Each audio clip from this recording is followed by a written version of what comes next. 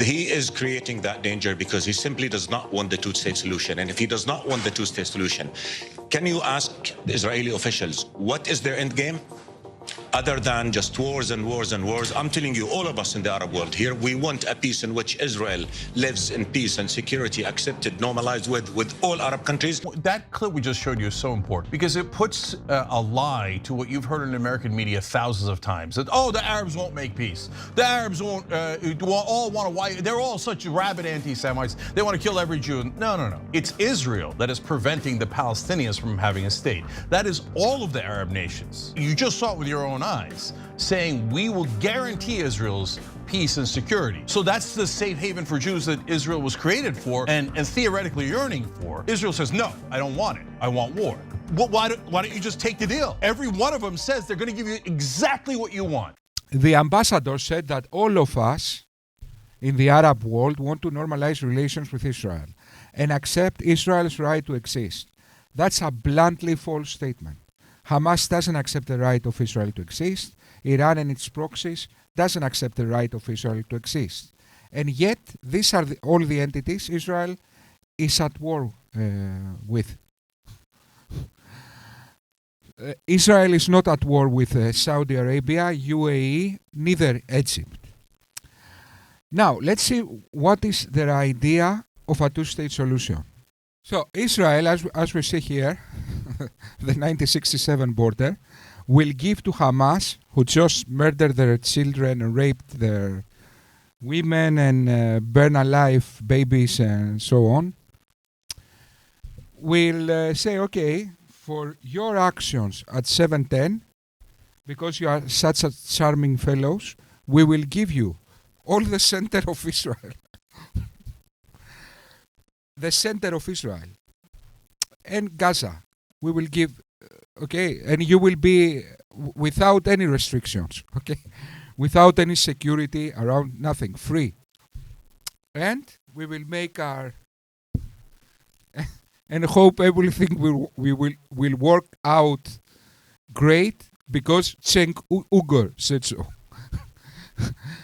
That's insane. First of all, if Israel gives this, if Israel gives the West Bank for a Palestinian state, that's the end of Israel.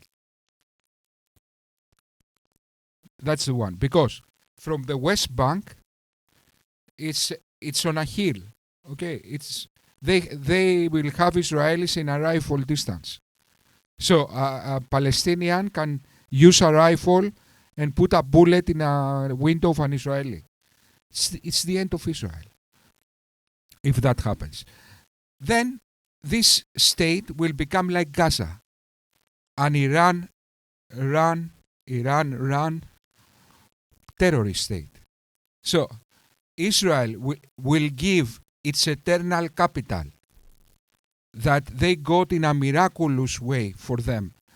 God gave them their eternal capital in the 6-day war that they think is a miracle because it was 6 days and then they had the Sabbath. So in a miraculous way, God gave them their eternal capital where their most significant place is, the wall of tears.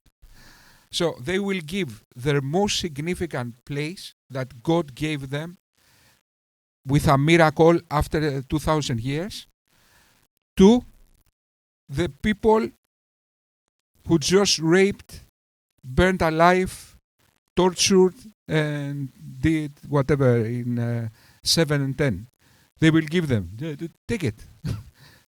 And if that was not all, then they will have to hope everything will turn out great.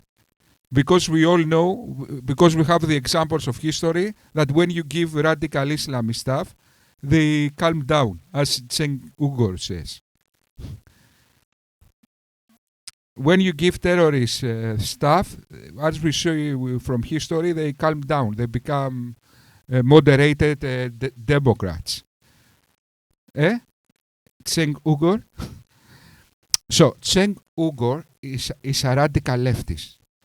And this is how radical leftists think. They are engaging in wishful thinking instead of critical thinking. Why is that? Because leftists advise their thought from their ideology, not from reality. So in their ideology, we are all equal. Nobody should be racist. Therefore, that means that if you give them freedom, jihadists become secular humanists. No, that's a non sequitur. That's you reading the world through your ideology.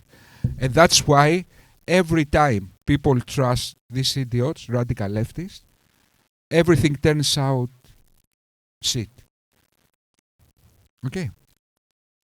So, but how dumb and naive and stupid. I shouldn't use these words on YouTube because YouTube it's eager to take my videos down. Okay, so, but how dumb, stupid, and naive must be someone to make this video, this short video, like Cenk Uygur? How dumb? Very much. Okay, very much. Israel has the right to defend itself. Israel has the right to defend itself. Hear me out. April this year, it was estimated that Israel has dropped more than 70,000 tons over Little Gaza. That surpasses the bombs dropped on Hiroshima, Nagasaki, London, Dresden, Hamburg, and World War II combined. So the only thing Israel has the right to at this point is to go itself. And anyone else that claims that this is self-defense, you also can go and yourself. Okay, so so now I'm responding to brilliant scientists. I mean, okay, I started with the easy stuff, but in the next videos, because now I will start responding to short videos, I will refute every video that is online, even the difficult stuff. So what's the problem with this argument? First of all, I don't think these numbers is correct. So I don't think also Israel dropped more bombs than the combined of Nagasaki, Hiroshima, Dresden, or all the World War II together. But let's say that's true. Okay, it might be true. I don't know. It sounds a little bit extreme. Okay, but let's say it's true.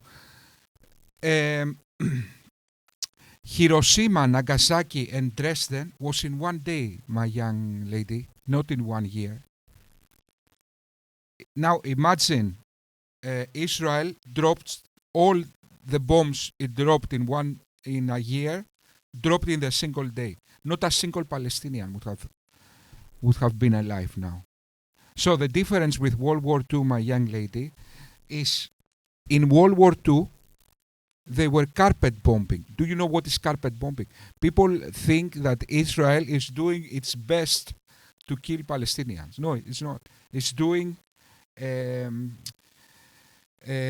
attacks. I forgot my English. Sorry. Targeted attacks. You know what is carpet bombing? Is 200 planes dropping bombs. The small bombs like that.